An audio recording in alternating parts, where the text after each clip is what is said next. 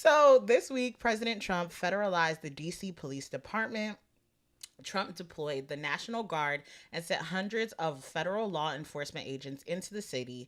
He says the move is meant to reduce crime and homelessness in the region. Federalizing the DC Metropolitan Police Department means to transfer control of the police force from the local DC government to the federal government.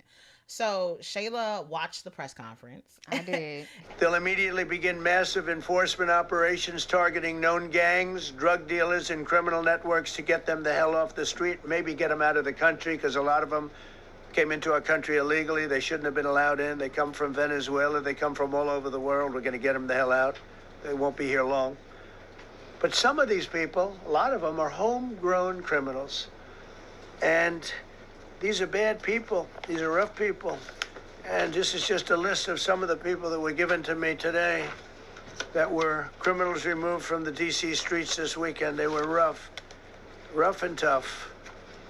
But we're rougher and tougher. Look at these people here.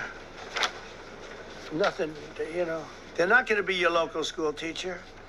Look at this guy. He has killed people numerous times.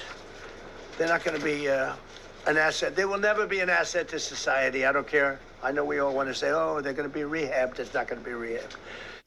So in the thing, he didn't describe the importance of it, but he disregarded the importance of rehab and was just like, who needs rehab? These people are useless to society. And when I heard that, I was just so triggered because number one, more police is not going to help the issue. Like, you need to provide resources to people. So number one, talking about how making fun of rehab, like, oh, who cares about rehab? Who needs that? These people are useless.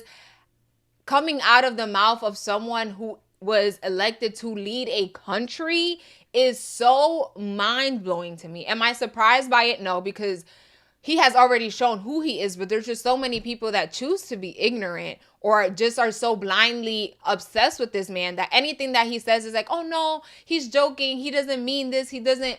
I'm like, are you dumb?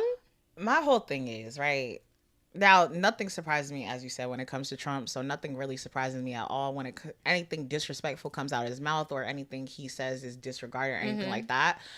I just think sometimes it's very interesting because a lot of the people who support him say like he's so patriotic, he's so this, he's so pro-American, but the number of homeless veterans there are who, because of what they've seen when they've gone overseas to these different places, do resort to drugs and things like that, or because like whatever their circumstances is, they end up homeless, is like crazy. So now it's like, now they're useless when they're back here and they need help and I'm not saying every homeless person is a veteran, but I'm saying there are a number of, veterans who happen to be homeless. Right. And it's just like, you're important when you're useful, but the moment you get here and you can't get the adequate assistance that you need and you do end up on the streets, it's like now there's no value in you anymore. So it's just like, I just think the question is, where do you value humans? Like, where do you value people? And what do you think makes somebody useful? And what do you feel like makes them useless? Especially, like, don't get me wrong. There's some people who end up homeless because of the, circumstances of their own making.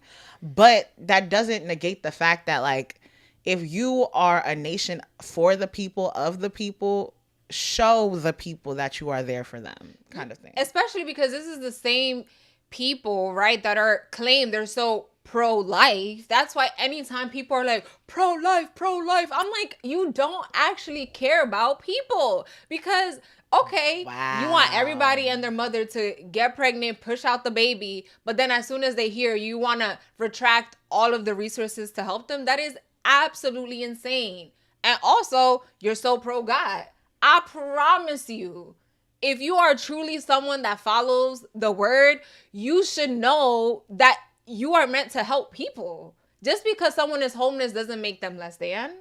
Oh, girl, you ate that up. Sorry, I was a high five for that. But that makes me so mad because people pick and choose when they want to claim their quote unquote values. You don't care about people. You very well do not follow the word of God. You don't stand for nothing.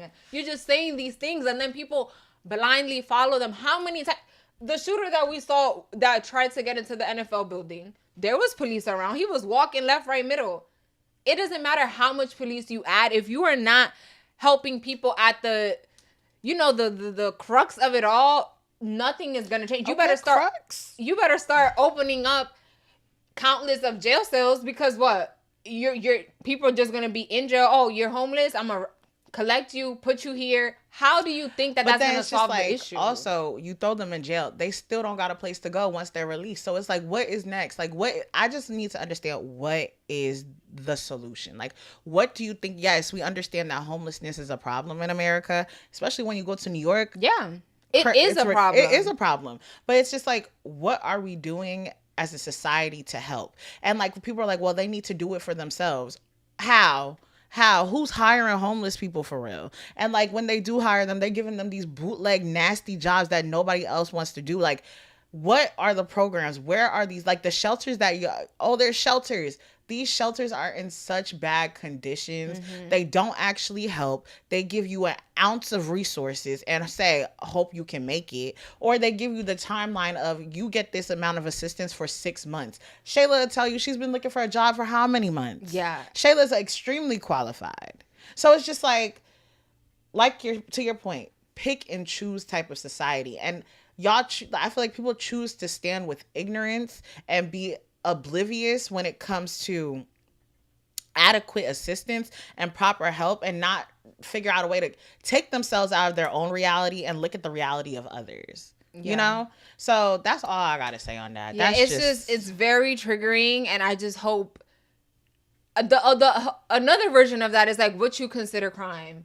Because no tea, no shade, Deanna, we love you, girl. But it's like, as soon as a black person could just walk in and people are already like, depending on where you are around.